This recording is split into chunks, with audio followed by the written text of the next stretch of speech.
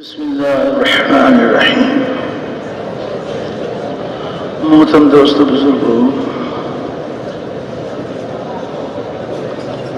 یہ اللہ کے راستے کی نقل و حرکت،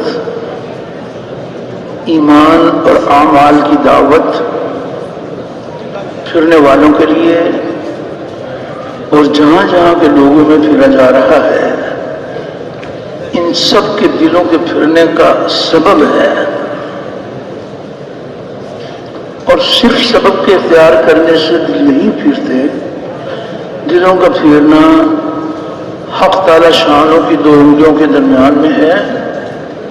اللہ رب العزت جس طرف چاہتے ہیں اپنے بندوں کے دلوں کو پھیر دیتے ہیں۔ ہم سب کے سب نبی کریم صلی اللہ علیہ وسلم کے مبارک طریقے پر محنت کریں، آپ والی کیفیات کے ساتھ، آپ والے درد و غم کے ساتھ، آپ صلی اللہ علیہ وسلم والے جذبے اور کوڑھنی کے ساتھ محنت کریں، اور رو رو کر اللہ جل شانہ سے دعائیں بھی مانگیں۔ اپنے لیے بھی دعاؤں کا اہتمام کریں اور پوری امت کے لیے دعاؤں کا اہتمام کریں، تو حق تعالی شانہ محض اپنی فضل و احسان سے ہماری محنت اور دعاؤں کو قبول فرما کر ہمارے لیے بھی ہدایت کی راہیں کھولیں گے اور ہمیں اپنے بندوں کی ہدایت کا ذریعہ بھی بنائیں گے۔ تو دین کی اس عالی محنت میں اللہ رب العزت نے یہ تاثیر رکھی ہے کہ یہ مبارک محنت جس دور جس زمانے میں نبی کریم صلی اللہ علیہ وسلم کے مبارک طریقے پر کی جائے گی، تو محنت کرنے والوں کی قربانیوں، ان کے مجاہدوں سے راضی ہو کر حق تعالی شانہ پورے عالم میں پورے دین کو زندہ فرمائیں گے، محنت کرنے والوں کو دین کے زندہ ہونے کا ذریعہ بنائیں گے۔ تو یہ وہ مبارک محنت ہے جس محنت میں سب سے پہلی بنیاد یقینوں کی تبدیلی ہے، کہ یقین تبدیل ہو جائے، اللہ کے غیر سے ہو جانے کا یقین دلوں سے نکل جائے، ایک حق تعالی شانہ کی ذات عالی سے سب کچھ ہونے کا یقین دلوں میں اتر جائے، اور دنیا میں پھیلے ہوئے مادی اسباب سے کامیابی کا یقین دلوں سے نکل جائے، نبی کریم صلی اللہ علیہ وسلم والے عملوں سے کامیابی کا یقین دلوں میں اتر جائے۔ تو پہلی بنیاد یقین کا بدل جانا ہے، اور یقینوں کی تبدیلی کا بڑا ذریعہ یہ مبارک کلمہ اور کلمے کی مبارک دعوت ہے۔ کلمے کی دعوت کو لے کے پھرنا، اوروں کو پھرنے کے لیے تیار کرنا، ایک ایک کے دروازے پر جا کر اللہ کی بڑائی کے بول بولنا کہ اللہ ہی ہمارا مالک ہے، اللہ کے سوا کوئی ہمارا مالک نہیں ہے، اللہ رب العزت ہی پالنے والے ہیں، اللہ کے سوا کوئی ہمارا پالنے والا نہیں ہے، وہی درد مندوں کے درد دور کرنے والا، غم زدوں کا راحت رساں، مجبوروں کی پکار سننے والا، بے یار و مددگار کی مدد کرنے والا، ہر اکیلے کا ساتھی، ہر اکیلے کا ہمدم، اور اللہ اتنا قریب جو کسی سے دور نہیں ہے۔ انسان اکیلا ہے، اللہ تعالیٰ شارک سے بھی زیادہ قریب، دو ہیں تو تیسرا اللہ موجود، تو اللہ اتنا قریب جو کسی سے دور نہیں ہے، اور وہ ایسا غالب جو کسی سے مغلوب نہیں ہے، اور ایسا پالنے والا کہ اپنے پالنے میں کسی نقشے کسی شکل کا پابند نہیں۔ ساری کی ساری مخلوق اللہ کی محتاج، اور اللہ کسی کا محتاج نہیں، اور نہ اس کی ذات میں کوئی شریک، نہ اس کی صفات میں کوئی شریک، وہ اپنی ذات میں بھی یکتا، اپنی صفات میں بھی یکتا، اور نہ اس کی کوئی مثال، نہ اس کا کوئی ثانی، اللہ کا کوئی ثانی نہیں ہے، وہ ایک ہے، اکیلا ہے، جو چاہتا ہے اپنی قدرت سے کرتا ہے، اپنے کرنے میں کسی مخلوق کا پابند نہیں ہے۔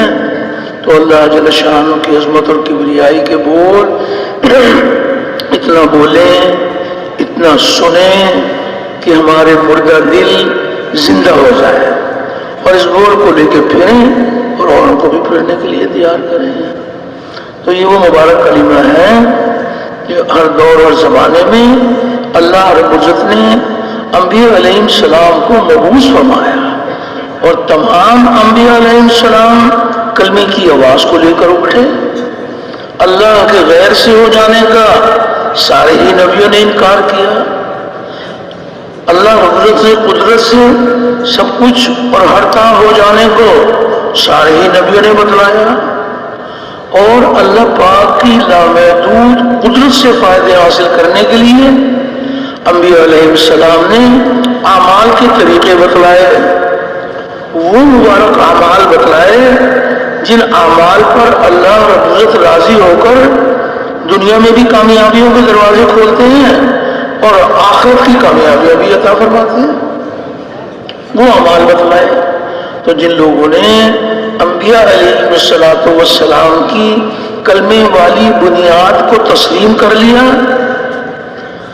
یعنی حق تعالی شانوں کی ذات و صفات پر یقین لائے، انبیاء کرام کے دیے ہوئے اعمال سے وابستگی حاصل کی، وہ پھلے پھولے اور چمکے، اور اللہ نے اپنی قدرت سے ان کو کامیاب کر دیا، چاہے ان کے پاس دنیا کے نقشے تھے یا دنیا کے نقشے نہیں تھے، اللہ نے اپنی قدرت سے ان کو کامیاب کر دیا۔ اور جن لوگوں نے انبیاء علیہ السلام کی کلمے والی بنیاد کو تسلیم نہیں کیا، ان حق تعالی شانوں کی ذات و صفات پر یقین لانے کی بجائے اللہ کے غیر پر یقین کیا، جی چاہی زندگی گزاری، تو اللہ رب العزت نے اپنی قدرت سے ان کو ہلا کر برباد کر دیا، چاہے ان کے پاس دنیا کے نقشے تھے یا دنیا کے نقشے نہیں تھے، اللہ نے ان کو ہلا کر برباد کر دیا۔ تو سب کے آخر میں سب کے سردار حضرت محمد صلی اللہ علیہ وسلم کو اللہ رب العزت نے اسی کلمے کی بنیاد پر اٹھایا، جس کلمے کی بنیاد پر پہلے انبیاء علیہ السلام تشریف لائے، وہی مبارک کلمہ ہمارے نبی کریم علیہ السلام لے کر تشریف لائے۔ لیکن آپ صلی اللہ علیہ وسلم کی محنت کا میدان اور پہلے نبیوں کی محنت کا میدان، پہلے نبیوں کی محنت کا میدان ایک قوم، ایک قبیلہ، ایک شہر، ایک گھر، اور خاتم الانبیاء کی محنت کا میدان ایک قوم، ایک قبیلہ نہیں ہے، ایک شہر، ایک بر اعظم نہیں ہے۔ آپ صلی اللہ علیہ وسلم کی محنت کا میدان تمام عالم بھر کے انسان اور قیامت تک آنے والے سارے انسان نبی کریم صلی اللہ علیہ وسلم کی محنت کا میدان قرار دیا گیا۔ آپ کی محنت اس قدر جامع محنت ہے کہ تمام عالم بھر کے انسان اور قیامت تک آنے والے سارے انسان نبی کریم صلی اللہ علیہ وسلم کو اللہ رب العزت نے جس قدر محنت کا میدان وسیع عطا فرمایا، اسی قدر عملہ بھی وسیع عطا فرمایا، اس قدر وسیع عملہ عطا فرمایا کہ جو بھی ایمان لے آئے، شہر والے ہوں یا دیہات والے ہوں، پڑھے لکھے ہوں یا ان پڑھ ہوں، مرد ہوں یا عورتیں ہوں، جو بھی ایمان لے آئے وہ نبی کریم صلی اللہ علیہ وسلم کے مبارک کام میں شامل ہو جائیں۔ نبی کریم علیہ السلام نے شروع ہی دن سے تمام طبقات کو اپنی والی محنت کے ساتھ جوڑا، ہر مسلم کو کلمے کی آواز لگانے والا بنایا۔ تو آج محنت اس بات کی ہو رہی ہے کہ پھر سے امت نبی کریم صلی اللہ علیہ وسلم کے نہج پر محنت کرنے والی بن جائے، امت کا ہر طبقہ کرنے اول کے طبقے کے مشابہ بن جائے،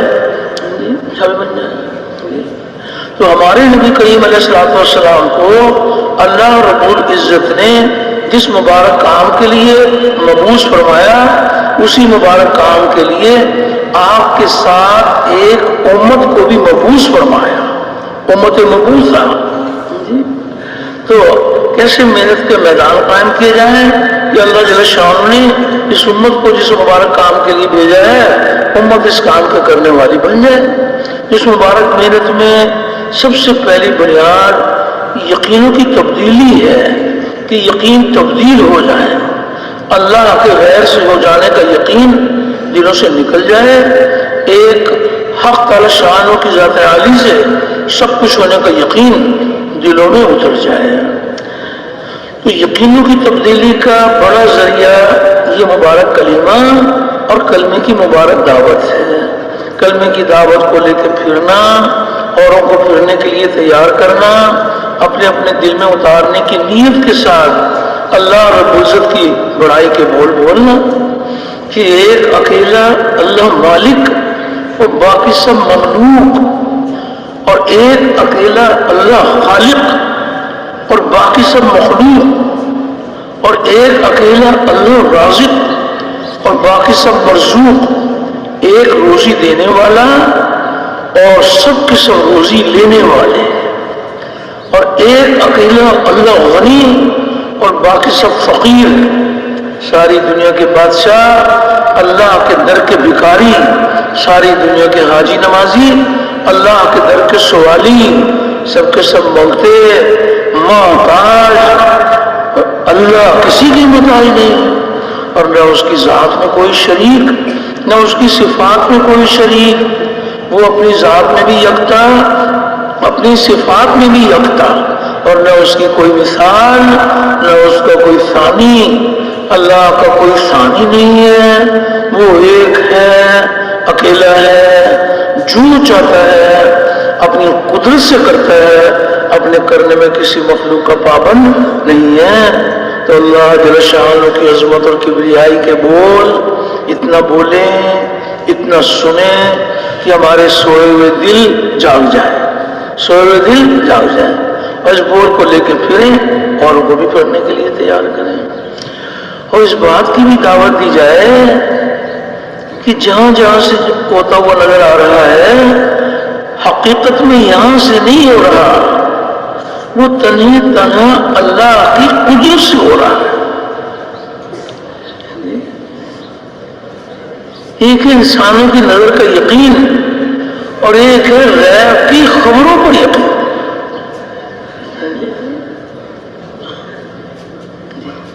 مشاہدے تجربے کا نام ایمان نہیں ہے, ایمان بالغیب. اللہ تعالیٰ اور اس کے رسول صلی اللہ علیہ وسلم نے جو غیب کی خبریں سنائی اس پر یقین. غیب کی خبر بتا رہی ہے کہ کائنات کے ذرے ذرے کو اللہ رب العزت نے اپنی قدرت سے بنایا ہے, اور یہ بنا ہوا بنانے والے کے بغیر کچھ نہیں کر سکتا. بنانے والا بنے ہوئے کے بغیر سب کچھ کر سکتا ہے.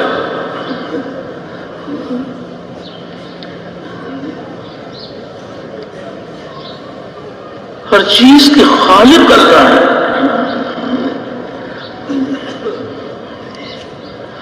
یہ یقین دل میں اتر جائے کہ کائنات کا ذرہ ذرہ اللہ رب العزت کے ارادے کے بغیر, اس کے حکم کے بغیر کچھ نہیں کر سکتا.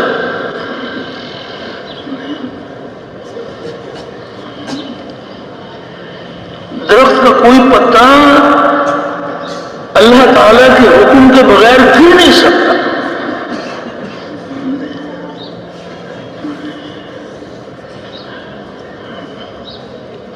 سورج کو اللہ جل شانہ نے اپنی قدرت سے بنایا ہے, اور بنانے والے کا حکم کام کر رہا ہے.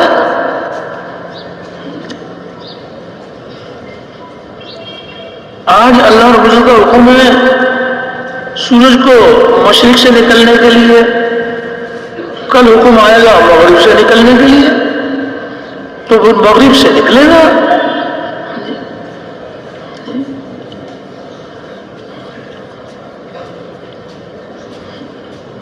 ہر چیز پر اللہ رب العزت کا قبضہ ہے, اس کا حکم, اس کا ارادہ کام کر رہا ہے.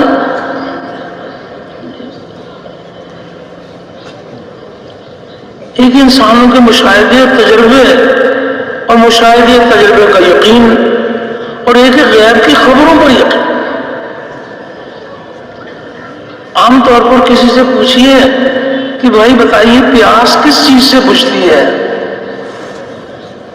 تو عام طور پر کہیں گے یہ پانی سے پیاس بجھتی ہے، اور غیب کی خبر بتا رہی ہے کہ پانی پیاس بجھانے میں اللہ کے حکم کا پابند ہے، اور اللہ جل شانہ پیاس بجھانے میں پانی کے پابند نہیں ہے۔ اللہ چاہیں تو پانی کو ذریعہ بنا لے، اور چاہیں تو پانی کے بغیر پیاس دور کر دے۔ پانی سے وہ نہیں ہوگا جو پانی چاہے گا، پانی سے وہ ہوگا جو اللہ جل شانہ چاہے۔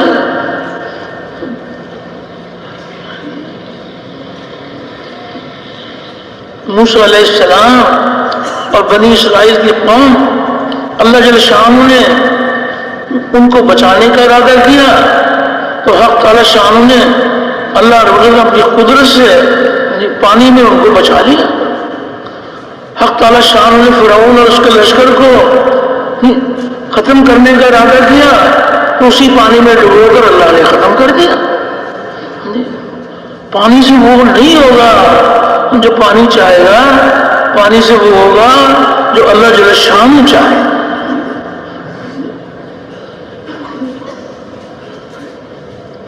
انسانوں کی نظر یہ بتا رہی ہے، کسی قبر کو دیکھا تو نظر یہ بتا رہی ہے کہ یہ مٹی کا ڈھیر ہے، یہ نظر بتا رہی ہے، اور غیب کی خبر یہ بتا رہی ہے کہ یہ جنت کے باغوں کا باغ ہے یا جہنم کے گڑھوں میں سے گڑھا ہے۔ تو جنت کے باغوں کا باغ انسانوں کی نظر نہیں بتائے گی، یہ غیب کی خبر بتائے گی۔ تو غیب کی ہر خبر کا یقین دلوں میں اتر جائے کہ جہاں جہاں سے جو کچھ ہو رہا ہے وہ اللہ رب العزت کے حکم سے ہو رہا ہے۔ کوئی چھوٹی مخلوق، بڑی مخلوق، کوئی مخلوق اس کے ارادے کے بغیر کچھ نہیں کر سکتی۔ درخت کا کوئی پتا ان کے حکم کے بغیر نہیں گر سکتا۔ دیکھنے والوں کی نظر بتا رہی ہے کہ یہ سوکھے ہوئے پتے ہیں، ہوائیں چلتی ہیں، یہ پتے گرتے رہتے ہیں۔ اسرافیل علیہ السلام وہ سور لے کر کھڑے ہوئے ہیں، تو کس کے حکم کے منتظر ہیں؟ اللہ کے حکم کے منتظر۔ ہزار سال کھڑے ہیں، حکم آئے گا تو سور پھونکیں گے۔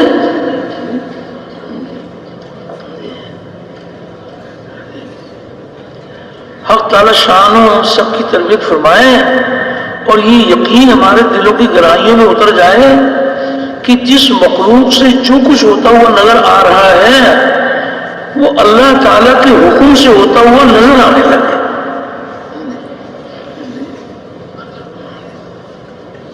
جہاں جہاں ہمارے یقین اٹکے ہوئے ہیں اس کی نفی کی جائے۔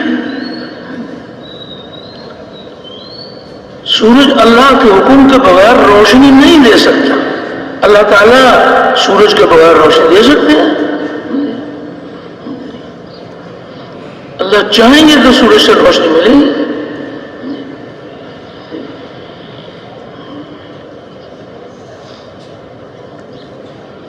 اس یقین کو دل میں اتارنے کے لیے ایک ایک کے دروازے پر جا کر وہ بول بولے جس بول میں اللہ سے ہونا ثابت ہو، اور وہ بول بولے کہ اللہ کے غیر سے نہ ہونا ثابت ہو۔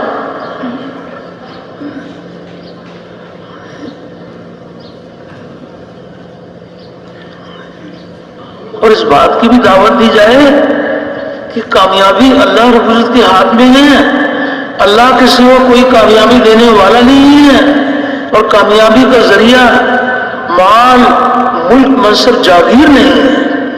کامیابی کا ذریعہ ہمارے نبی کریم صلی اللہ علیہ وسلم والے اعمال ہیں۔ عملوں سے کامیابی کا یقین دلوں میں اتر جائے، اور مادی شکلوں سے کامیابی کا یقین دلوں سے نکل جائے۔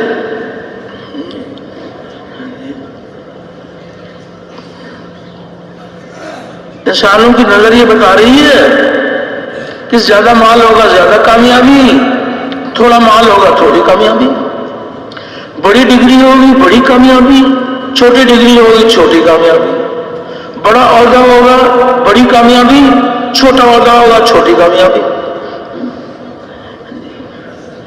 یہ مشاہدہ تجربہ یہ انسانوں کی اپنی نسبت ہے، اور غیب کی خبریں اللہ اور اس کے رسول کی نسبت ہے۔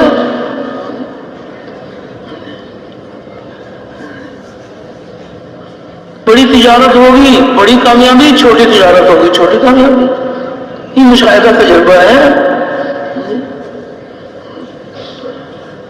غیب کی خبریں بتا رہی ہیں کہ کامیابی اللہ رب العزت کے ہاتھ میں ہے، اللہ کے سوا کوئی کامیابی دینے والا نہیں ہے، اور کامیابی کا ذریعہ اللہ رب العزت کے احکامات ہیں، اور ہمارے نبی کریم صلی اللہ علیہ وسلم نے اللہ تعالیٰ کے حکموں پر چلنے کا ہمیں طریقہ بتلایا ہے۔ ہم اللہ پاک کی ذات و صفات پر یقین کرتے ہوئے اس کے احکامات کے پابند بن کر چلیں گے، نبی کریم صلی اللہ علیہ وسلم کے طریقوں کے پابند بن کر چلیں گے تو اللہ رب العزت ہمیں دنیا میں بھی کامیاب کریں گے اور آخرت کی کامیابیاں بھی عطا فرمائیں گے۔ دونوں جہانوں کی کامیابی کا ذریعہ اللہ رب العزت کا مبارک دین ہے، اور دین کے زندہ ہونے کا ذریعہ نبی کریم صلی اللہ علیہ وسلم کی دعوت والی محنت ہے۔ آج سب سے پہلا درجہ دعوت والی محنت کے زندہ ہونے کا ہے۔ آپ صلی اللہ علیہ وسلم والی مبارک محنت زندہ ہوگی تو حق تعالی شانوں کا مبارک دین زندہ ہوگا، اور دین انسانوں کی زندگی میں آئے گا تو انسانیت جہنم کی آگ سے بچ کر جنت میں جانے والی بنے گی۔ تو پہلا درجہ محنت کا ہے، یہ یقین دلوں کی گہرائیوں میں اتر جائے کہ ہمارے نبی کریم صلی اللہ علیہ وسلم اللہ تعالیٰ کی طرف سے جو اعمال لے کر آئے ہیں وہ اعمال دونوں جہانوں کی کامیابی کا ذریعہ ہے، یہ یقین دلوں میں اتر جائے۔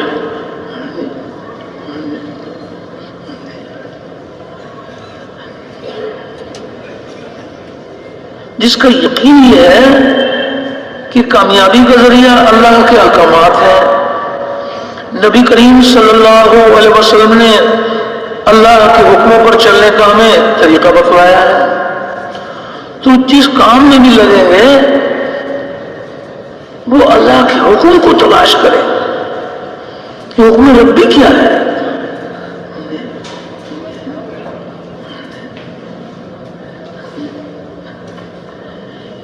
ایک صاحب اعمال کے یقین والے کہ کامیابی کا ذریعہ اللہ کے احکامات ہیں، نبی کریم صلی اللہ علیہ وسلم کے مبارک طریقے ہیں، تو امتحان کے طور پر اللہ پاک یہ مادی چیزیں دے دیتے ہیں۔ کائنات کے کسی ذرے کو اللہ نے بیکار نہیں بنایا، یہ مادی اسباب اللہ رب العزت نے ہمارے امتحان کے لیے بنائے ہیں، اطمینان کے لیے نبی کریم علیہ السلام کے اعمال عطا فرمائے ہیں۔ تو جس کی زندگی میں اللہ کے احکام، نبی کریم صلی اللہ علیہ وسلم کے طریقوں کا یقین جس کے دل میں اترا ہوا ہوگا، اس کی زندگی کا نمونہ کچھ اور ہوگا۔ مادی اسباب سے کامیابی کے یقین والوں کا نمونہ کچھ اور ہوگا۔ تو ایک صاحب اعمال کے یقین والے تھے، امتحان کے طور پر ان کو وزارت کی کرسی مل گئی، وزارت کی کرسی مل گئی، یہ وزارت کی کرسی پر بیٹھنے سے پہلے رک گئے، علماء کی خدمت میں حاضر ہو گئے کہ اللہ کی طرف سے امتحان آیا کہ مجھے وزارت مل گئی، تو آپ وزارت میں اللہ تعالیٰ کے احکام، نبی کریم صلی اللہ علیہ وسلم کے طریقے مجھ کو سکھا دیں۔ صرف وزارت کی کرسی پر تو اللہ کا وعدہ نہیں ہے، اللہ کا وعدے حق ہے اور پورے ہونے کے لیے ہے۔ اللہ تعالیٰ کا وعدہ تو اعمال پر وعدہ ہے۔ علماء نے شفقت فرمائی اور ان کو وزارت کے مسائل سکھا دیے. انہوں نے وزارت کی کرسی پر بیٹھ کر اللہ تعالیٰ کے حکم نبی کریم علیہ السلام کے طریقے پر کام شروع کر دیا. تو جس وزیر کی وزارت میں اللہ رب العزت کے احکام نبی کریم علیہ السلام کے طریقے ہیں تو ایسے وزیر کو اللہ پاک ناکام کریں گے یا کامیاب کریں گے؟ اللہ اپنی قدرت سے کامیاب کریں گے. تو وزارت کی کرسی کی وجہ سے نہیں، نبی کریم صلی اللہ علیہ وسلم اعمال کی وجہ سے اللہ پاک کامیاب کریں گے. کامیابی اللہ رب العزت کے ہاتھ میں ہے اور کامیابی کا ذریعہ اللہ کے احکامات ہیں. اور ہمارے نبی کریم صلی اللہ علیہ وسلم نے اللہ کے حکموں پر چلنے کا طریقہ بتایا. ایک مزدور مزدوری میں اللہ تعالیٰ کا حکم نبی کریم علیہ السلام کے طریقے سے پورا کرے گا، شام کو تھکا ہارا گھر آئے گا، اللہ اس کے سارے گناہ معاف کر دے گا. سارے مزدوروں کے معاف نہیں کریں گے. مزدور تو بہت ہیں، لیکن وہ مزدور جن کی مزدوری میں اللہ کے احکامات بھرے ہوئے ہیں، نبی کریم علیہ السلام کے مبارک طریقے بھرے ہوئے ہیں، اللہ پاک اپنی قدرت سے کامیاب کریں گے. تو یقین دل میں اتر جائے کہ کامیابی اللہ رب العزت کے ہاتھ میں ہے. اللہ کے سوا کوئی کامیابی دینے والا نہیں ہے. اور کامیابی کا ذریعہ مال ملک میں صرف جاگیر نہیں ہے، کامیابی کا ذریعہ ہمارے نبی کریم صلی اللہ علیہ وسلم اعمال ہیں. تو ایک ایک کے دروازے پر جا کر اس کی دعوت دی جائے، اپنے دل کو نشانہ بنا کر اپنے دل میں اتارنے کی نیت کے ساتھ اس کی دعوت دی جائے. اور اس بات کی بھی دعوت دی جائے کہ حق تعالی شان اپنے بندوں پر کس قدر مہربان ہیں، اس مالک کے کیا کیا احسانات ہیں. اللہ اکبر. جب اللہ تعالیٰ کے جو احسانات جب آپس میں ملے تو حق تعالیٰ شان کی بڑائی، اس کی عظمت اور کبریائی، اس کے احسانات، تاکہ اللہ کی محبت دلوں کے اندر اتر جائے. دیکھنے کے لیے آنکھ، اللہ اکبر، وہ کیسے اپنے بندوں پر مہربان ہیں. ان کے دیکھنے میں نظر آتا ہے کہ چھوٹی سی ڈبیا ہے، یہ حق تعالی شان کس قدر اپنے بندوں پر مہربان ہے کہ ایک دیکھنے کی آنکھ اور اس سے کیا کیا فائدے انسانوں کو حاصل ہوتے ہیں. اور پھر اللہ پاک نے دیکھنے کے لیے آنکھ عطا فرمائی، اور یہ آنکھ دنیا اور آخرت کی کامیابی کا ذریعہ کیسے بنے گی. حق تعالی شان نے رہنمائی فرما دی کہ یہاں دیکھو، یہاں نہ دیکھو. جہاں دیکھنے کا حکم ہے وہاں دیکھیں گے، جہاں اللہ جل شان نے منع فرما دیا وہاں نہیں دیکھیں گے. تو حق تعالی شان دونوں جہانوں میں کامیاب کریں گے. بولنے کے لیے زبان کتنی بڑی نعمت ہے کہ چھوٹا سا گوشت کا ٹکڑا، اور اللہ ہی جانے کہ ساری دنیا میں کتنی زبانیں ہیں. ایک چھوٹا سا ٹکڑا اور کہیں عربی، کہیں فارسی، کہیں اردو، کتنی زبانیں دنیا میں بولی جاتی ہیں. اور اللہ پاک نے حق تعالی شان نے ایک چھوٹے سے اس گوشت کے ٹکڑے میں اللہ نے اپنی قدرت سے خاصیت بھر دی.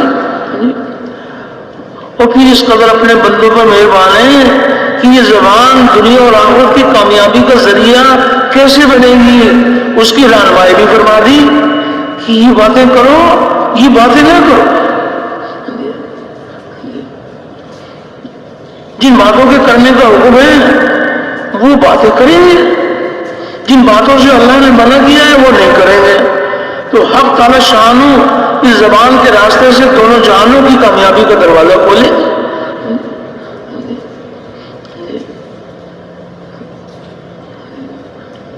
جسم کا ایک ایک حصہ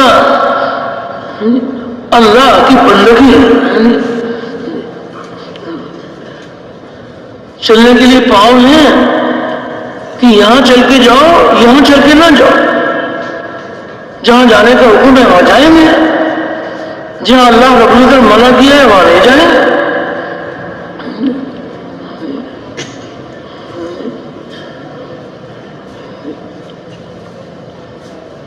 سننے کے لیے کان،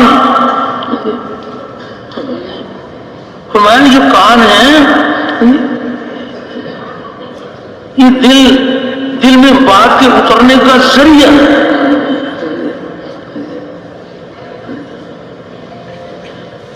کانوں سے وہ باتیں سنو، یہ باتیں سنو، یہ باتیں نہ سنو. جن باتوں کو سننے کا حکم ہے وہ سنیں گے، جن باتوں سے سننے سے اللہ نے منع کیا ہے وہ نہیں سنیں گے. تو حق تعالی شان دونوں جہانوں میں کامیاب کریں. جسم اور جسم کے سارے حصے اللہ کے حکم کے پابند بن جائیں.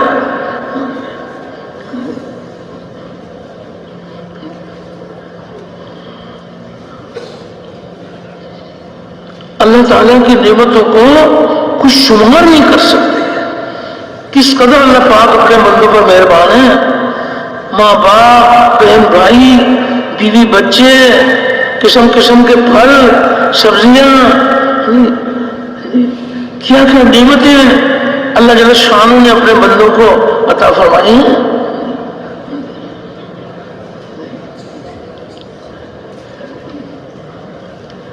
تو جب بھی آپس میں ایک دوسرے سے ملیں تو وہ باتیں کریں کہ جن باتوں سے اللہ راضی ہوتے ہیں، اور راضی ہو کر حق تعالی شان دونوں جہانوں کی کامیابیوں کے دروازے کھولتے ہیں.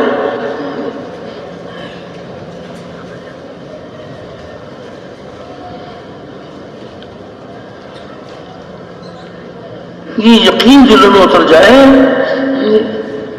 کہ اللہ تعالیٰ ساری کائنات کے مالک ہیں، اور مالک اپنی ملکیت میں جیسی چاہے تصرف کرے.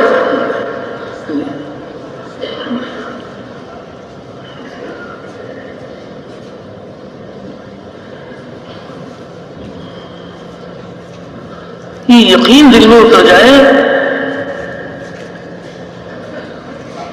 کامیابی اللہ رب العزت کے ہاتھ میں ہے، اور کامیابی کا ذریعہ ہمارے نبی کریم علیہ السلام کے اعمال ہیں.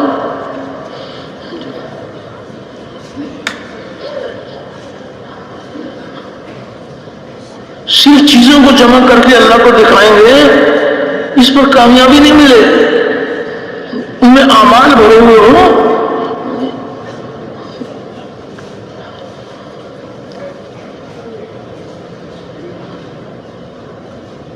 مزدوری کریں، مزدوری میں عمل بھرا ہوا. تجارت کریں، تجارت میں عمل بھرا ہوا ہو. سچے تاجروں کا حشر انبیاء اور صدیقین کے ساتھ ہوگا. سارے تاجروں کا نہیں ہوگا. جن کی تجارت میں اللہ کے احکام، نبی کریم علیہ السلام کے طریقے بھرے ہوئے ہوں گے، اللہ پاک کامیاب کریں. صرف شکلوں کو جمع کر کے اللہ کو دکھائیں اس پر وعدہ نہیں ہے. ان میں اعمال بھرے ہوئے ہوں.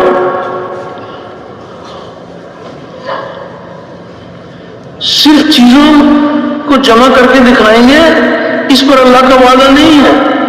ان میں اعمال بھرے ہوئے ہوں.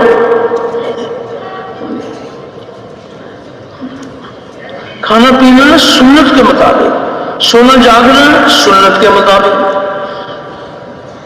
گھر سے باہر نکلنا سنت کے مطابق، گھر میں داخل ہونا سنت کے مطابق، پاؤں میں جوتی پہننا اتارنا سنت کے مطابق، لباس پہننا اتارنا سنت کے مطابق.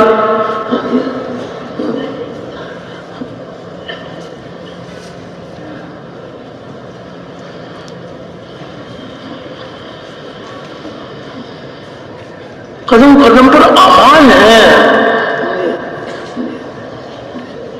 سوتے بھی ہیں، جاگتے بھی ہیں. سونا جاگنا سنت کے مطابق، لباس پہننا اتارنا سنت کے مطابق. قدم قدم پر اعمال ہیں.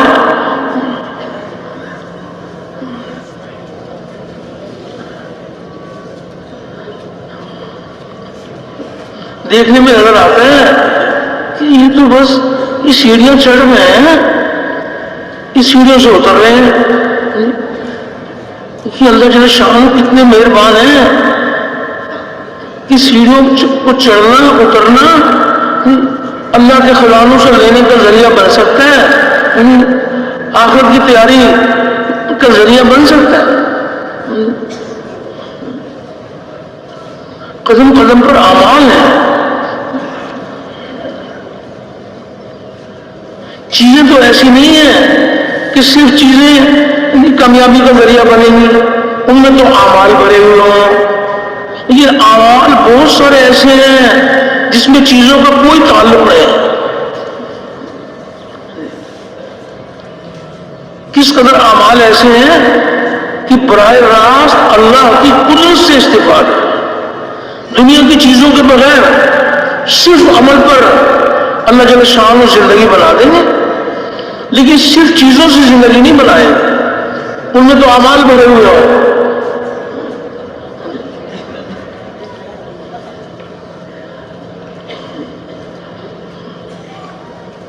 اور کریں کتنے اعمال ہیں جس میں دنیا کی چیزوں کا کوئی تعلق نہیں ہے، صرف عمل پر اللہ جل شانہ اپنی قدرت سے کامیاب کریں.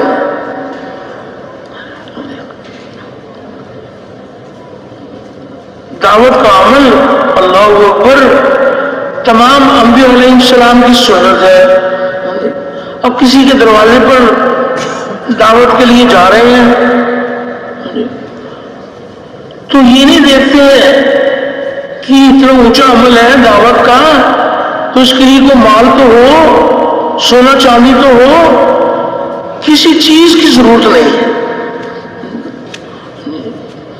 اتنا اونچا عمل چیزوں سے پاک.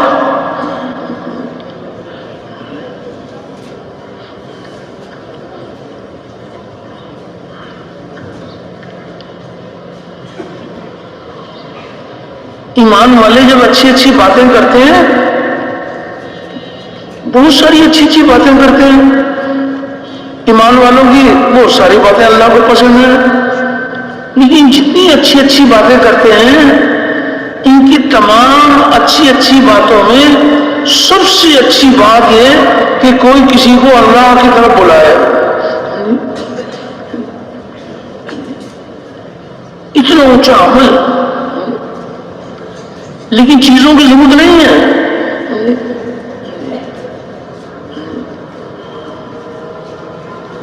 فرمایا یعنی بہترین شخص وہ ہے جو خود اللہ کا ہو رہے اسی کی حکم برداری کا اعلان کرے اور اللہ ہی کی پسندیدہ روش پر چلے اور دنیا والوں کو اللہ کی طرف آنے کی دعوت دے اور اس کا قول اور فعل بندوں کو اللہ کی طرف بلانے میں مؤثر ہو اور جس نیکی کی طرف لوگوں کو بلائے بذات خود اس پر عامل ہو اور اللہ کی نسبت اپنی بندگی اور فرما برداری کا اعلان کرنے سے کسی موقع پر اور کسی وقت نہ جھجکے اور اس کا توڑائے قومیت صرف مذہب اسلام ہو اور ہر قسم کی تنگ نظری اور فرقہ وارانہ نسبتوں سے یکسو ہو کر اپنے مسلم خالص ہونے کی منادی کرے اور اسی اعلیٰ مقام کی طرف لوگوں کو بلائے جس کی دعوت دینے کے لیے سیدنا محمد الرسول اللہ صلی اللہ علیہ وسلم کھڑے ہوئے تھے اور صحابہ کرام رضوان اللہ علیہم اجمعین نے اپنی عمریں صرف کی تھی. اتنا اونچا عمل، اس قدر تربیت کا ذریعہ، لیکن اس کے لیے دنیا کی چیزوں کا تعلق نہیں ہے. براہ راست اللہ جل شانہ اپنی قدرت سے کامیابی کے دروازے کھولتے ہیں.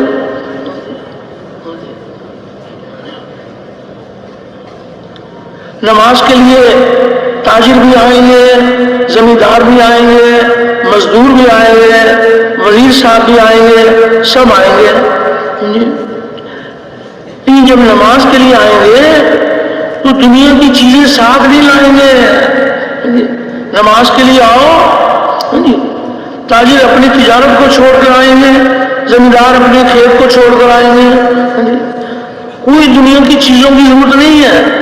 نماز کا عمل براہ راست اللہ پاک کی قدرت سے استفادہ،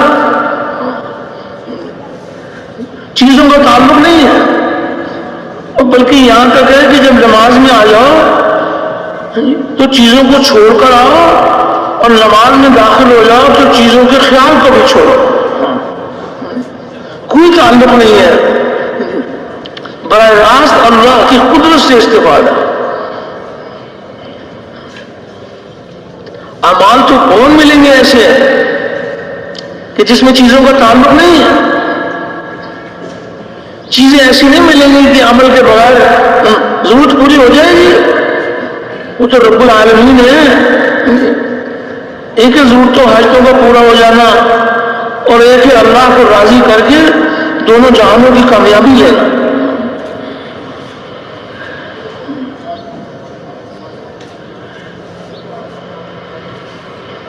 نماز کے ذریعے سے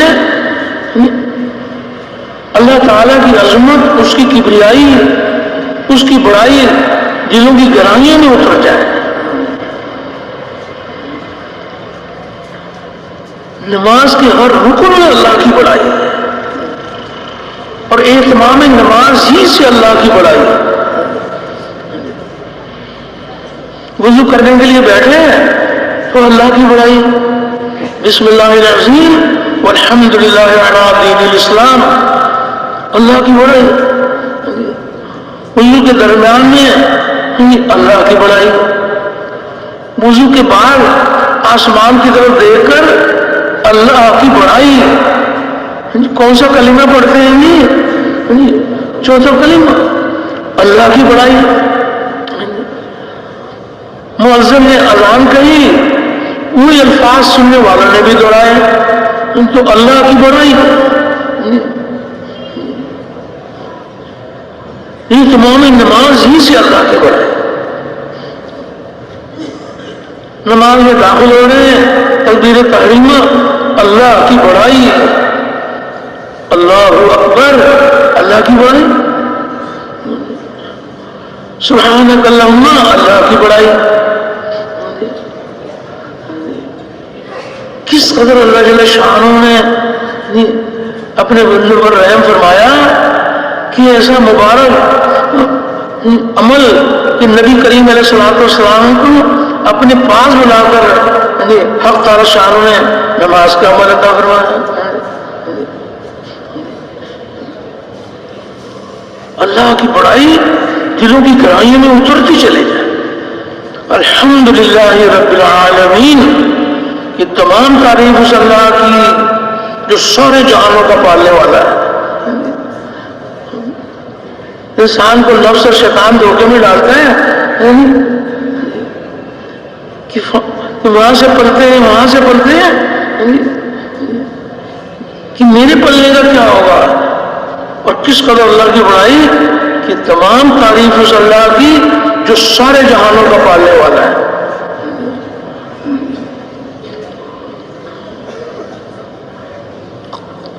قیام میں بھی اللہ کی بڑائی، رکوع میں بھی اللہ کی بڑائی، ایک رکن سے دوسرے رکن میں جاتے ہوئے اللہ کی بڑائی۔ قیام میں ہیں، اب رکوع میں جا رہے ہیں تو کس کی بڑائی بیان کرتے ہیں؟ اللہ کی بڑائی۔ حق تعالی شان نے کس قدر ہماری تربیت کا انتظام فرمایا کہ قدم قدم پر اللہ کی بڑائی۔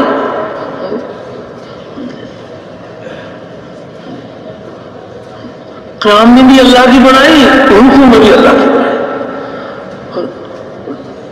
رکوع میں جا کر کیا کہتے ہیں؟ سبحان ربی العظیم، پاک ہے میرا پالنے والا، بڑی شان والا، پاک ہے میرا پالنے والا، بڑی شان والا، پاک ہے میرا پالنے والا، بڑی شان والا۔ رکوع میں اللہ کی بڑائی۔ سجدے میں جائیں تو سجدے میں اللہ تعالیٰ کی بڑائی۔ سبحان ربی الاعلیٰ، پاک ہے میرا پالنے والا، اونچی شان والا، پاک ہے میرا پالنے والا، اونچی شان والا۔ کیسے اللہ پاک اپنے بندوں کو نوازنا چاہتے ہیں، براہ راست اللہ کی قدرت سے استفادہ، چیزوں کا تعلق نہیں ہے نماز میں۔ چیزوں کو چھوڑ کر آؤ اور چیزوں کا خیال بھی چھوڑو۔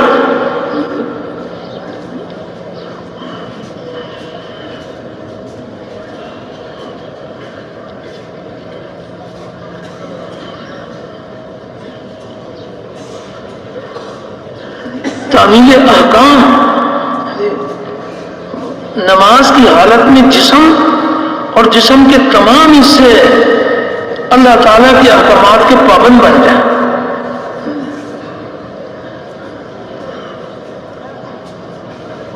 آنکھ اللہ کے حکم کی پابند،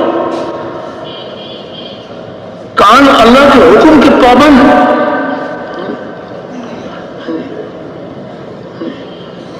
زبان اللہ کے حکم کی پابند، ٹخنے، کوڑیاں، پیشانی، دل، دماغ،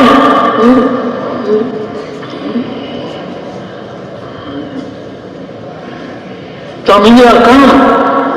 تو نماز میں جس کا جسم نماز کے 10 منٹ میں جس کا جسم اللہ کے احکامات کا بوجھ اٹھا لے گا تو نماز کے باہر بھی اللہ کے احکامات کا بوجھ اٹھانا آسان ہو جائے گا، اور نماز کے 10 منٹ میں جس کا جسم اللہ کے احکامات کا بوجھ نہیں اٹھا سکتا وہ 24 گھنٹے اللہ کے احکامات کا بوجھ کیسے اٹھائے گا؟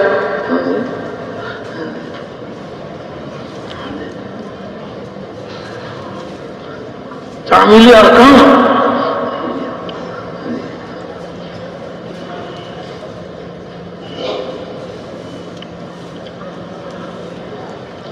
اور آگے چلیں تو علم و ذکر میں سیکھنے سکھانے کے لیے بیٹھے ہوئے ہیں، تو سیکھنے سکھانے کے لیے بیٹھے ہوئے ہیں تو چیزوں کا کوئی تعلق نہیں ہے کہ سیکھنے سکھانے کے لیے ان کو چیزوں کی ضرورت ہے، نہیں۔ کس قدر اللہ جل شان علم والوں پر مہربان ہے، سیکھنے سکھانے کے لیے بیٹھے ہیں، علم الہی کا نور دلوں میں اتر رہا ہے، کچھ چیزوں کا تعلق نہیں ہے، اور زیادہ اللہ کے خزانے لوٹنے چاہتے ہیں، حافظ قرآن بننا چاہتے ہیں، تو چیزوں کا تعلق نہیں ہے کہ چیزیں ہوں گی تو حافظ قرآن بنے گا، چیزوں کا کوئی تعلق نہیں۔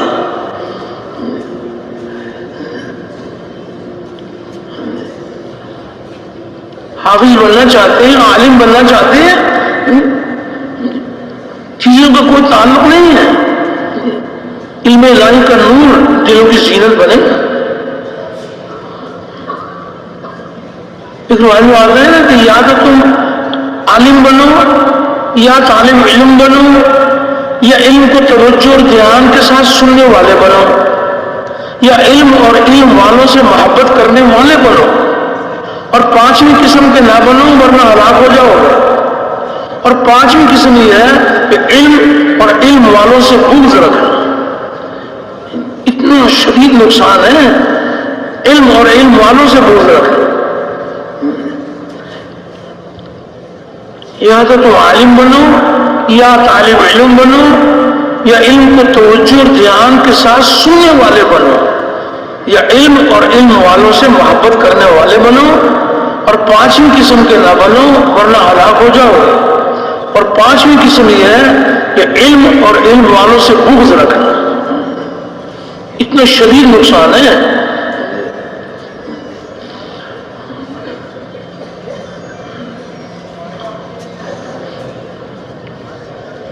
چیزوں کا کوئی تعلق نہیں۔ بات یہ چل رہی ہے کہ کس قدر اللہ پاک نے وہ اعمال عطا فرمائے کہ جس میں چیزوں کا تعلق نہیں ہے، براہ راست اللہ کی قدرت سے استفادہ۔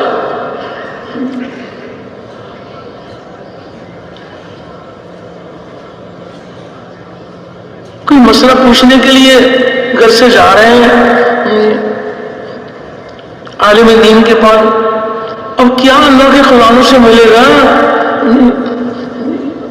اللہ اکبر، کس قدر فضائل ہے۔ ایک روایت میں آتا ہے کہ علم کا صرف اللہ کے لیے سیکھنا اللہ کے خوف کے حکم میں ہے، اور علم کی تلاش میں کہیں جانا عبادت ہے، اور علم کا یاد کرنا تصویر ہے، اور علم کی تحقیقات میں بحث کرنا جہاد ہے، اور علم کا اپنے اہل پر خرچ کرنا اللہ کے یہاں قربت ہے۔ اس لیے کہ علم جائز اور ناجائز کے پہچاننے کی علامت ہے، جنت کے راستوں کا نشان ہے، وحشت میں جی بہلانے والا ہے، اور سفر کا ساتھی ہے کہ کتاب کا دیکھنا دونوں کام دیتا ہے، اور علم تنہائی میں ایک محدث ہے، اور خوشی اور رنج میں دلیل ہے، اور دشمنوں پر ہتھیار ہے۔ اور علم کی وجہ سے علماء کا درجہ اللہ بزرگ بلند فرماتے ہیں، اس لیے کہ وہ خیر کی طرف بلانے والے ہوتے ہیں، اور علم والے ایسے امام ہوتے ہیں کہ ان کے نشانی قدم پر چلا جائے، ان کے افعال کا اتباع کیا جائے۔ فرشتے علم والوں سے دوستی کرنے کی رغبت کرتے ہیں، اور اپنے پروں کو برکت حاصل کرنے کے لیے یا محبت کے طور پر ملتے ہیں، اور دنیا کی ہر تر اور خشک چیز علم والوں کے لیے مغفرت کی دعا کرتی ہے، حتیٰ کہ سمندر کی مچھلیاں، جنگل کے درندے، چوپائے، زہریلے جانور، سانپ وغیرہ تک دعائیں مغفرت میں لگ جاتے ہیں۔ اور یہ سب کچھ اس لیے کہ علم دلوں کی روشنی ہے، اور علم آنکھوں کا نور ہے، اور علم کی وجہ سے بندہ امت کے بہترین افراد تک پہنچ جاتا ہے، اور دنیا اور آخرت کے بلند مرتبوں کو حاصل کر لیتا ہے۔ اس کا مطالعہ روزوں کے برابر ہے، اور یاد کرنا تہجد کے برابر ہے، اور اسی سے رشتے جوڑے جاتے ہیں۔ علم سے حلال اور حرام کی پہچان ہوتی ہے، اور علم عمل کا ایمان ہے، اور عمل اس کے تابع ہے، اور شہید لوگوں کو علم کا الہام کیا جاتا ہے، اور بدبخت جو ہے وہ علم سے محروم رہتے ہیں۔ یہ تو آپ فضائل اعمال میں ماشاءاللہ تعلیم میں بار بار سنتے ہیں، اس قدر اللہ پاک حق تعالی شان و مہربان ہے۔ اس کے لیے کوئی بات ہی چل رہی تھی کہ اگر چیزیں کو استعمال کریں گے اس میں تو عمل بھرا ہو، عمل کے بغیر تو وہ کامیابی نہیں ملے گی، لیکن اعمال تو براہ راست ایسے ہیں کہ جس میں چیزوں کا کوئی تعلق نہیں ہے۔ ذکر کرنے کے لیے بیٹھتے ہیں، 3 تسبیحات صبح 3 شام، اللہ پاک توفیق دے تو اس میں اور ترقی کریں، اور ترقی کریں۔ تیسرا کلمہ درود شریف استغفار۔ تو اب جب ذکر کرنے کے لیے بیٹھتے ہیں تو اللہ جل شانہ کی ذات ایسی کریم ذات ہے، اس کے لیے کوئی یہ بات نہیں ہے کہ بھی کچھ سونا چاندی ہو، اتنا اونچا عمل ہے تو اس کے لیے کوئی مال جمع کرو، نہیں۔ ذکر کرنے کے لیے بیٹھے ہیں اور چاہتے یہ ہیں کہ دلوں کی غفلت دور ہو جائے، اللہ کا دھیان کہ اللہ مجھے دیکھ رہے ہیں، حق تعالی شان میرے ساتھ ہیں، اللہ رب العزت میری بات کو سن رہے ہیں، اللہ کا دھیان۔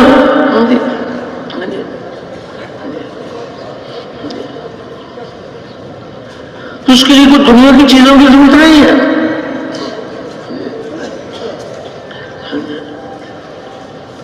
اللہ تعالیٰ کا دھیان۔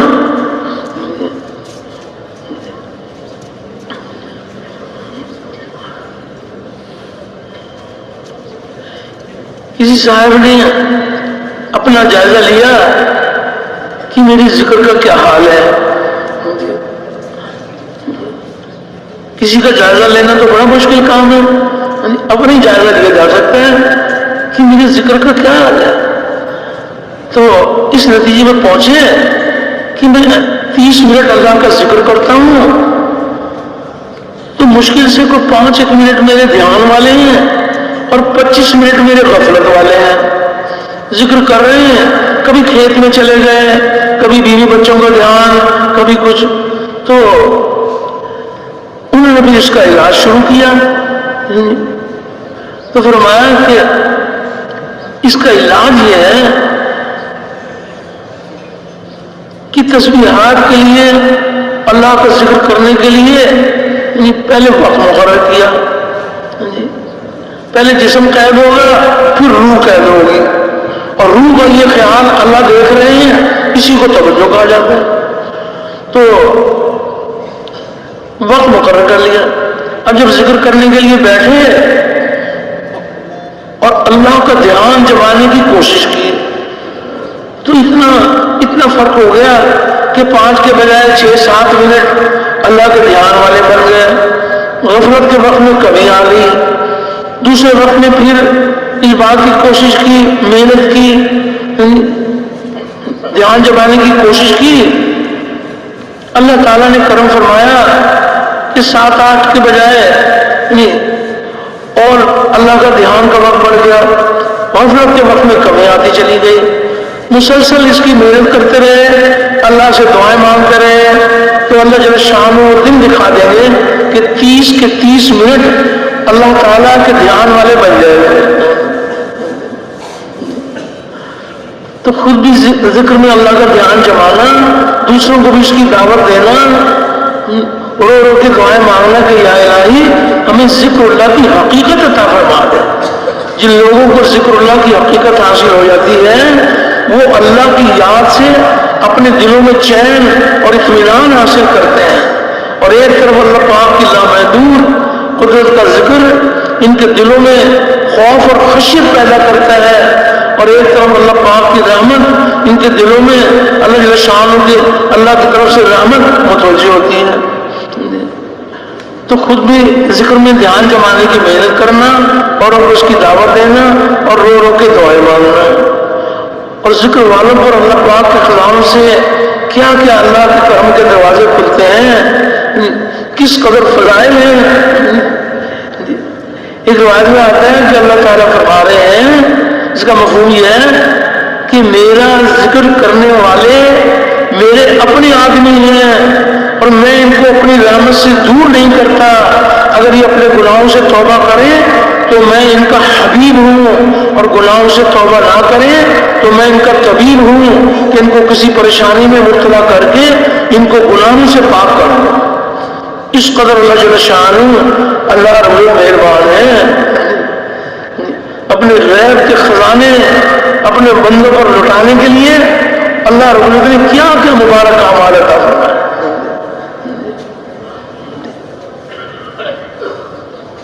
کس قدر اللہ پاک ذکر والوں پر مہربان ہے کہ جب تنہائی میں کوئی اللہ کا ذکر کرتے ہیں، اللہ پاک اس سے بہتر مجمع میں انہیں ان کا ذکر فرماتے ہیں۔ اس قدر اللہ پاک قدردان ہے۔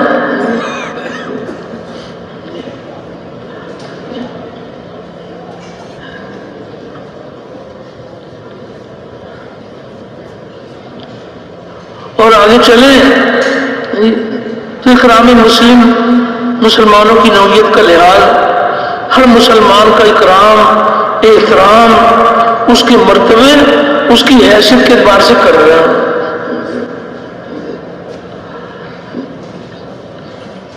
اور اکرام کرنے میں بھی بہت سارے اعمال ایسے ہیں کہ اس میں چیزوں کا کوئی تعلق نہیں ہے۔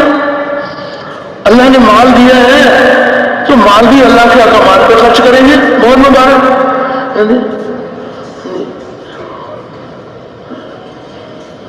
ماں باپ کو محبت کی نظر سے دیکھا تو حج اور عمرے کا ثواب ملا۔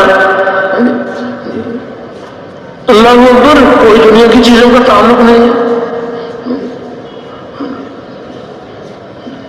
ہم ساری دنیا میں دین پھیلانا چاہتے ہیں، اللہ کا کلمہ بلند ہو اور کفر کا کلمہ پست ہو، انسانیت جہنم کی آگ سے بچ کر جنت میں جانے والی بن جائے، تو اللہ کا کلمہ بلند کرنا چاہتے ہیں۔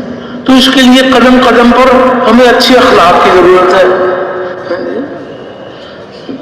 دین کے پھیلنے کا کتنا بڑا ذریعہ اخلاق ہے۔ قدم قدم پر تبلیغ والوں کو اچھے اخلاق کی ضرورت ہے۔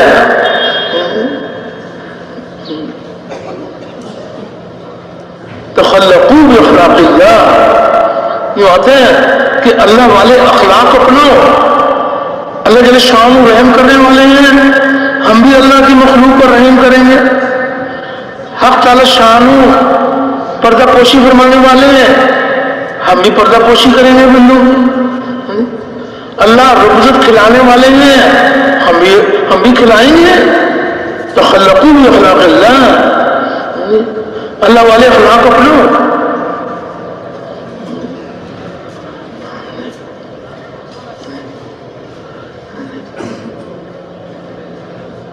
تعالی شان نے قیامت تک آنے والوں کی تربیت فرمائی. نبی کریم علیہ السلام کا مبارک زمانہ، صحابہ کرام رضوان اللہ علیہ اجمعین کا مبارک زمانہ، یہ قیامت تک محنت کرنے والے، دین کی محنت کرنے والوں کی تربیت جو ہے اس میں چھپی ہوئی ہے. اخلاق کتنا اونچا ذریعہ ہے دین کے پھیلنے کا. نبی کریم علیہ السلام حق تعالی شان نے وہ دن دکھایا کہ فاتح بن کر مکہ مکرمہ میں داخل ہوئے. تو اب مکہ والے یہ سمجھ رہے تھے کہ آج جو ہے نا، آج تو ہم سب کی گردنیں اڑائی جائیں. ساری عمر ہم نے ان کو دکھ دیے ہیں، لیکن ہمارے نبی کریم علیہ السلام اور صحابہ کرام رضوان اللہ علیہ مجمعین نے کیسا اخلاق کا نمونہ پیش کیا کہ جن لوگوں نے قسمیں کھا رکھی تھیں، جو یوں کہتے تھے کہ ہم پہاڑوں سے کود کے مر جائیں گے، دریاؤں میں ڈوب کے مر جائیں گے، دین اسلام قبول نہیں کریں گے، لیکن نبی کریم علیہ السلام کے وہ مبارک اخلاق کہ ایسے انسان بھی دار اسلام میں داخل ہو گئے. کسی نے آواز لگائی کہ آج تو مکے والوں کی بوٹی بوٹی کرنے کا دن ہے. نبی کریم علیہ السلام نے فرمایا کہ نہیں، آج ان کے اوپر رحم کرنے کا دن ہے. میں ان کے ساتھ وہ سلوک کروں گا جو یوسف علیہ السلام نے اپنے بھائیوں کے ساتھ سلوک کیا تھا نا، وہ سلوک کروں گا. مشورے میں یہ بات آ رہی ہے کہ ابو سفیان یہ کیسے اسلام میں داخل ہو جائیں، کیا کرنا چاہیے کہ وہ قوم کے سردار ہیں تو ان کا کچھ اکرام کیا جائے، ان کو بلائیں اور بلا کر ان کا کچھ اکرام کریں. تو ان کو بلایا گیا تو نبی کریم علیہ السلام نے ارشاد فرمایا کہ جو حرم میں داخل ہو جائے اس کو امن. تو وہ تو یہ گمان رکھتے تھے کہ آج جو ہے نا، آج تو سب کی گردنیں اڑائی جائیں گی، اور یہ ہمارے لیے امن کا دروازہ ہمیں دکھا رہے ہیں. تو بڑے متاثر ہوئے، تو بڑے ذہین فہیم تھے. تو کچھ اور مزید بھی کچھ کسی الفاظ میں رعایت چاہیے. تو آپ نے فرمایا کہ جو ابو سفیان کے گھر میں داخل ہو جائے اس کو بھی امن. تو یہ سنا تو اور بہت زیادہ بڑے متاثر. تو واقعی اللہ کے سچے رسول اتنا کشادہ سینا کہ جو میرے گھر میں داخل ہو جائے اس کو امن. پھر مزید کسی اور الفاظ میں رعایت چاہیے. تو نبی کریم علیہ السلام نے فرمایا کہ جو اپنے گھروں کے دروازے بند کر لے اس کو بھی امن.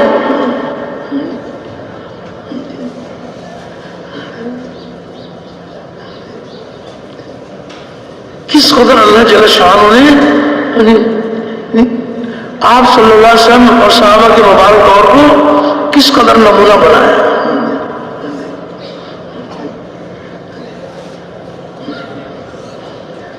ابو سفیان بھی رضی اللہ تعالیٰ عنہ بن گئے، ہندہ رضی اللہ تعالیٰ عنہ بن گئی، اکرمہ رضی اللہ تعالیٰ عنہ بن گئے، ریشی رضی اللہ تعالیٰ عنہ بن گئے.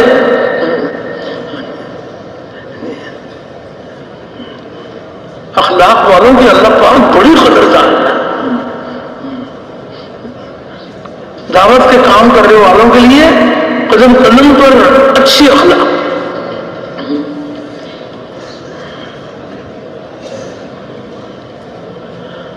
اللہ رب العزت نے بہت سارے احکامات، تو ایمانیات کے بارے میں بھی اللہ کے احکامات ہیں، عبادات کے بارے میں اللہ کے احکامات ہیں، اور بندوں سے متعلق اللہ جل شانہ نے جو احکامات عطا فرمائے ہیں وہ احکامات بہت زیادہ ہیں. عبادات کے احکامات کم ہیں، بندوں سے متعلق جو احکامات ہیں وہ بہت زیادہ ہیں. اور احکامات ذریعے ہیں دلوں کے جوڑ کا. دل جو آپس میں جڑیں گے अहकामात पर चलने से दिल जुड़ेंगे। बंदों से मुतालिक जो अहकामात हैं वो किस कदर पाकीज़ा मुआशरा कायम करने का जरिया है। आखिरत की कामयाबियों को तो कहने ही क्या, दुनिया ही के अंदर ऐसा पाकीज़ा माहौल बन जाए बंदों से मुतालिक जो अहकामात हैं। घर में छोटे भी हैं बड़े भी हैं। छोटों को अल्लाह ने बड़ों के बारे में अहकामात अता फरमाए हैं और बड़ों को छोटे के बारे में अहकामात अता फरमाए हैं। तो इस कदर अहकामात दिलों के जोड़ का जरिया है। छोटों को ये हुक्म है कि वो बड़ों का अदब करें। तो जब छोटे अल्लाह के इस हुक्म को पूरा करेंगे, बड़ों का अदब करेंगे, तो बड़े तो चाहते ही नहीं है कि छोटे हमारा अदब करें। जो बड़ों की चाहत है वो अल्लाह ने छोटों का दीन बना दिया। अल्लाह अकबर। अब बड़ों को ये हुक्म है कि वो छोटों के साथ शफ़क़त से पेश आए, मोहब्बत करें। तो जब बड़े अल्लाह के हुक्म को पूरा करते हैं तो छोटे खुशहाल हो जाते हैं। छोटे तो चाहते ही यही है कि बड़े हमारे साथ शफ़क़त से पेश आए। बड़ों का दीन छोटों की खुशहाली का जरिया और छोटों का दीन बड़ों की खुशहाली का जरिया। माल वालों का दीन गरीब की खुशहाली का जरिया और गरीब का दीन माल वालों की खुशहाली का जरिया। माल वालों को क्या क्या अहकामात हैं, ज़कात है, सदक़ात है, खैरात है, और यहाँ तक भी हुक्म है कि माल वाले तहकीक करें और तलाश करें कि हाजतमंद कौन है और खुद उसके दरवाजे पर चल के जाएं। जो माल वाले अल्लाह के इस हुक्म को पूरा करेंगे तो गरीब का दिल माल वालों के साथ जुड़ जाए कि हमारे मुकद्दर की रोजी अल्लाह ने इनको दी थी और इन्होंने खुद हमारे पास पहुंचा दी। माल वालों का दीन गरीबों की खुशहाली का जरिया और गरीब का दीन माल वालों की खुशहाली का जरिया। गरीब का दीन क्या है कि तुम माल वालों के साजो सामान की तरफ आंख उठा के भी न देखो। गरीब की जिंदगी में अल्लाह के अहकामात आ जाए तो माल वाले खुशहाल हो जाए। माल वाले अल्लाह के अहकामात पे चले तो गरीब खुशहाल हो जाए। बीवी का दीन खामिन की खुशहाली का जरिया और खामिन का दीन बीवी की खुशहाली का जरिया। कोई खामिन ऐसा नहीं है जो ये नहीं चाहता कि बीवी को जो है ना मेरी ताज़ीम करनी चाहिए। इस कदर अल्लाह जल्ल शान ने किस कदर पाकीज़ा मुआशरे का अल्लाह ने अपनी कुदरत से निज़ाम बनाया। यूँ आता है कि अल्लाह के सिवा किसी को सजदा जायज़ नहीं है, लेकिन अगर सजदा जायज़ होता तो बीवी को ये हुक्म होता कि खामिद को सजदा करे। इतना इतना इतना इस्लाम अदब सिखा दिया। बीवी अल्लाह के अहकामात पर चले तो खामिद खुशहाल। खामिद को जो अल्लाह पाक ने अहकामात अता फरमाए वो बीवी के बारे में अगर अल्लाह के अहकामात पूरे करें तो बीवियाँ खुशहाल हो जाए। एक तबके का दीन दूसरे तबके की खुशहाली का जरिया है। सबको हुक्म है, देने का हुक्म है, लेने का हुक्म नहीं है। सबके सब देने वाले बन जाएंगे तो किसी का हक बाकी नहीं रहेगा। सबके सब लेने वाले बन जाएंगे तो किसी का भी हक अदा नहीं होगा। तो एक है लेने का जज्बा और एक है देने का जज्बा। लेने का जज्बा अंदर से निकल जाए, देने का जज्बा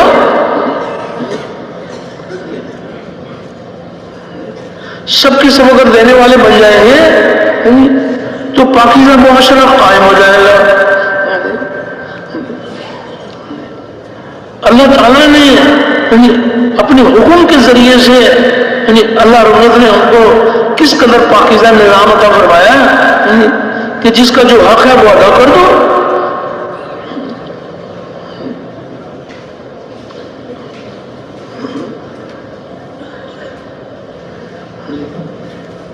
पाकीज़ा معاشرہ قائم ہو جاتا ہے۔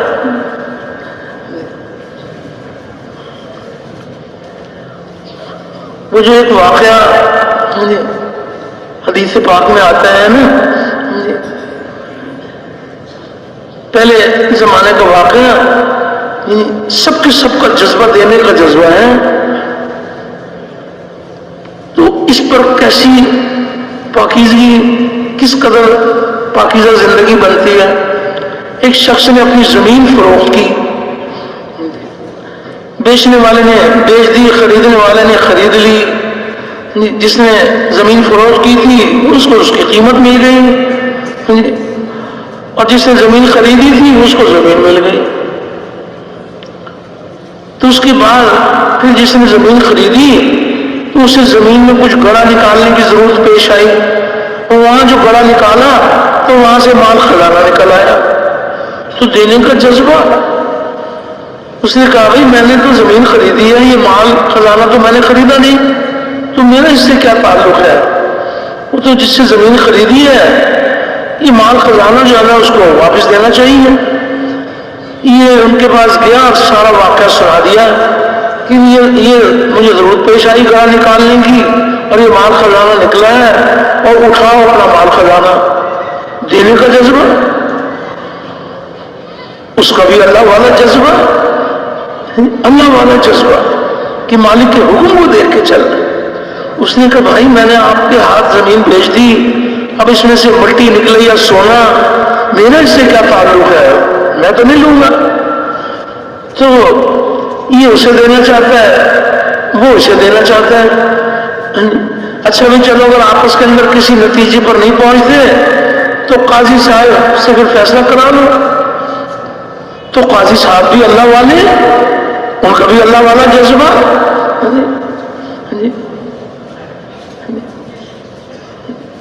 ان کا بھی اللہ والا جذبہ۔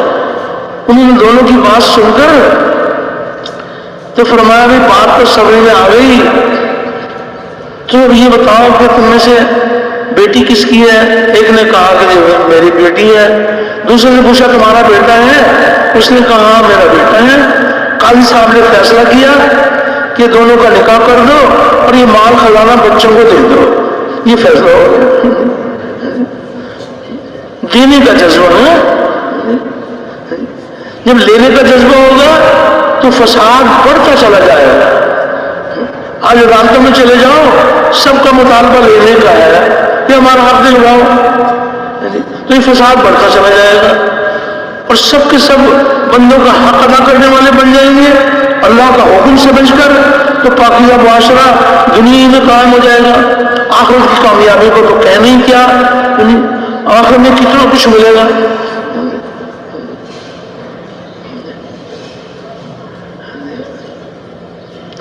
قدم قدم پر اللہ جل شانہ کے احکامات ہیں، تو بندوں سے متعلق جو احکامات ہیں ان احکامات کو نبی کریم صلی اللہ علیہ وسلم کے طریقے سے پورا کریں گے، دونوں جہانوں کی کامیابیوں کے دروازے کھلیں گے۔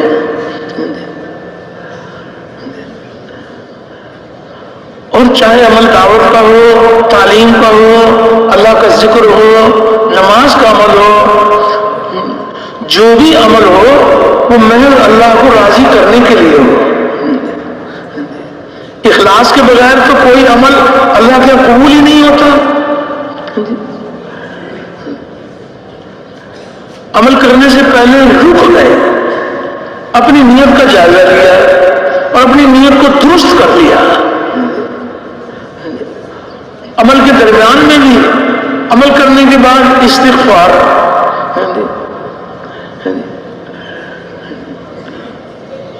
تو نیت کو درست کرنے کے لیے مال کی ضرورت ہے، کیونکہ جو یہ چاہتا ہے کہ اخلاص کا نور دل میں بڑھتا چلا جائے اور میں عمل سے پہلے رک کر اپنی نیت کو درست کر لوں، تو دنیا کی چیزوں کی ضرورت ہے نیت کے صحیح کرنے میں، کسی چیز کی ضرورت نہیں ہے۔ اللہ اکبر، دن بدن اخلاص کا نور بڑھتا چلا جائے۔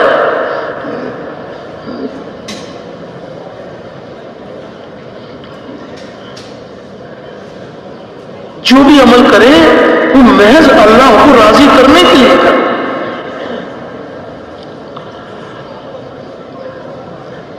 عمل کے اندر توازن قائم کرنا، اللہ کے وعدوں کا یقین بھی ہو اور اللہ کو راضی کرنے کا جذبہ بھی ہو. اخلاص کے زور میں آ کر یقین کو نہ کھو بیٹھے اور یقین کے زور میں آ کر اخلاص کو نہ کھو بیٹھے. اخلاص اپنی حدود میں رہے اور یقین اپنی حدود میں رہے.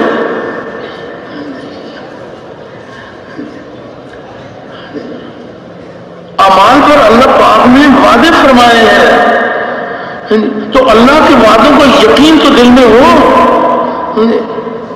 لیکن نیت نہ ہو، نیت محض اللہ کو راضی کرنے کے لیے ہو.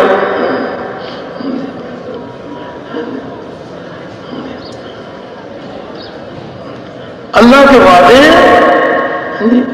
نیت میں لانے کے لیے ہیں، یقین میں لانے کے لیے.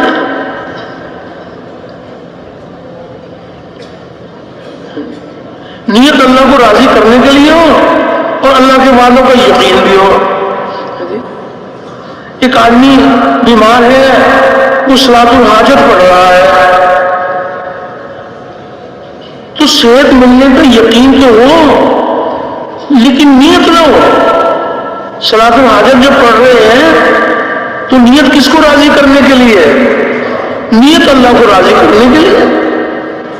اور اللہ کے وعدوں کا یقین بھی ہے کہ صلاۃ الحاجت کے عمل پر اللہ پاک مجھے شفا دیں گے.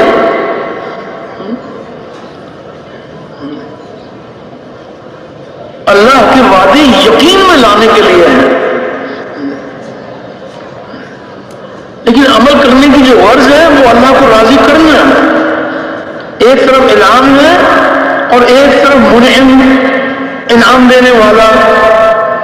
تو نیت تو یہ ہے کہ جو انعام دینے والا ہے میں اس کو راضی کرنا چاہتا ہوں، اور انعام ملنے کا یقین بھی ہے کہ اللہ کا وعدہ حق ہے، مجھ کو یہ انعام ملے گا. اس کے لیے کوئی دنیا کی چیزوں کی ضرورت نہیں ہے.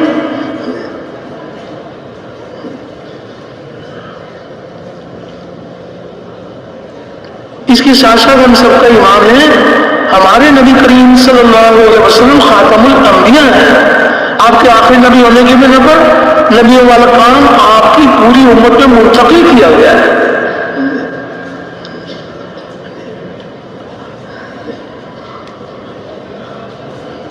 کس قدر اللہ جل شان نے اس امت کو اللہ رب العزت نے فضیلت عطا فرمائی کہ تمام امتوں میں سے بہترین امت قرار دیا ہے.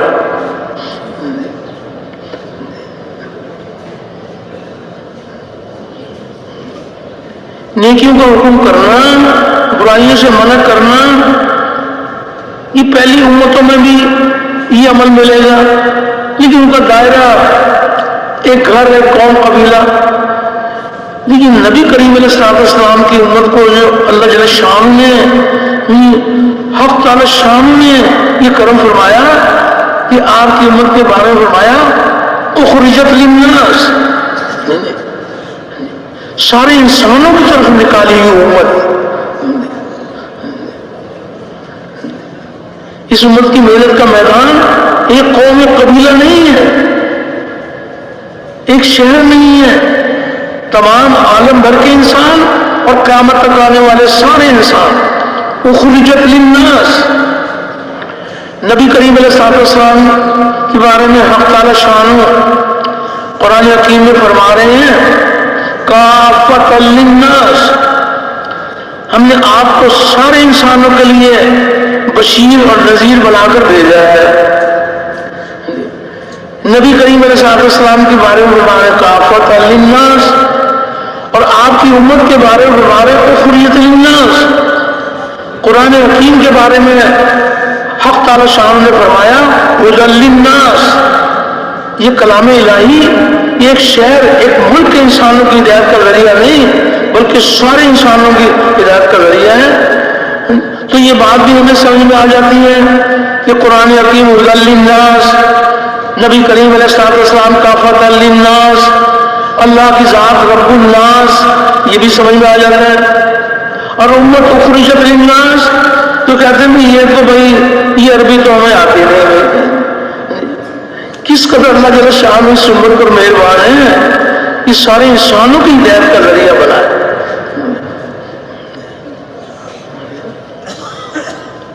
آج محنت اس بات کی ہو رہی ہے کہ پھر سے امت نبی کریم صلی اللہ علیہ وسلم کے نہج پر محنت کرنے والی بن جائے، امت کا ہر طبقہ قرن اول کے طبقے کے مشابہ بن جائے۔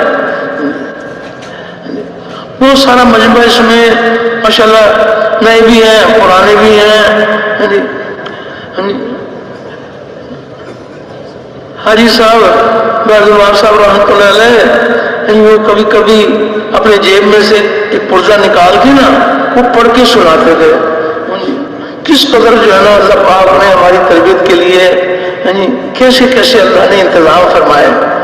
تو وہ پڑھ کے سناتے تھے کہ اے مسلمانوں، اللہ تعالیٰ نے تمہیں تمام امتوں میں سے بہترین امت قرار دیا ہے، اور اس کے علم ازلی میں پہلے ہی سے یہ بات مقدر ہو چکی تھی، جس کی خبر بعض انبیاء سابقین کو دے دی گئی تھی کہ جس طرح نبی آخر الزمان حضرت محمد صلی اللہ علیہ وسلم سارے نبیوں سے افضل ہوں گے، آپ کی امت بھی ساری امتوں سے افضل ہوگی، کیونکہ آپ کی امت کو سب سے اشرف و اکرم پیغمبر نصیب ہوگا، ادوم و اکمل شریعت ملے گی، علوم و معارف کے دروازے آپ کی امت پر کھول دیے جائیں گے، ایمان و عمل اور تقوی کی تمام شاخیں اس امت کی محنت اور قربانیوں سے سرسبز و شاداب ہوں گی، اور یہ امت کسی خاص قوم و نسب یا مخصوص ملک و اقلیم میں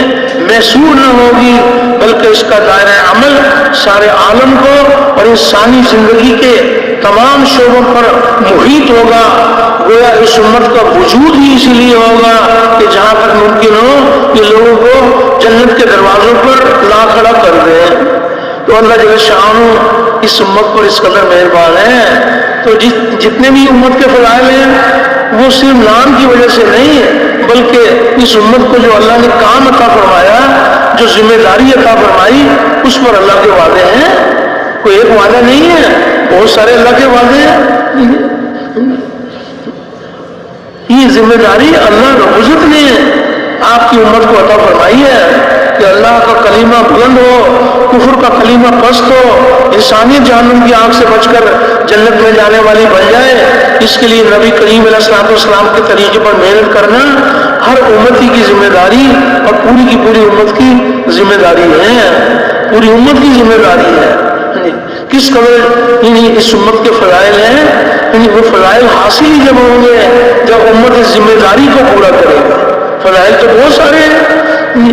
ایک روایت میں آتا ہے کہ اللہ تعالیٰ نے حضرت داؤد علیہ السلام پر یہ وحی فرمائی کہ داؤد تمہارے بعد ان قریب ایک نبی آئے گا جس کا نام احمد اور محمد ہوگا، اور وہ سچے اور سردار ہوں گے، اور وہ مجھے کبھی ناراض نہیں کریں گے اور نہ ہی میں ان سے ناراض ہوں گا، اور میں نے ان کی اگلی پچھلی تمام لغزشیں کرنے سے پہلے ہی معاف کر دی ہیں۔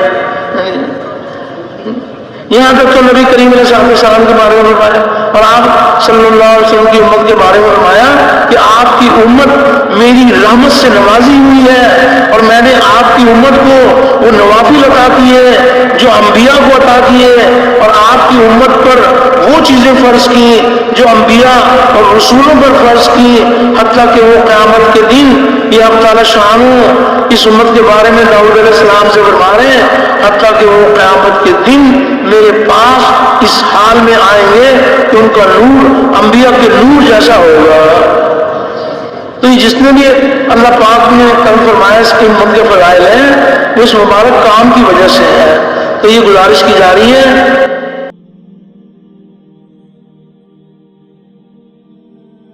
جو کچھ سنا اللہ پاک اس پر عمل کرنے والا اور ساری کی ساری انسانیت تک پہنچانے والا بنائے۔ دین کی بات پھیلانا صدقہ جاریہ ہے۔ مزید ہماری ویڈیوز کو دیکھنے کے لیے ہمارے چینل دعوت تبلیغ کو سبسکرائب کریں۔ جزاکم اللہ خیرہ۔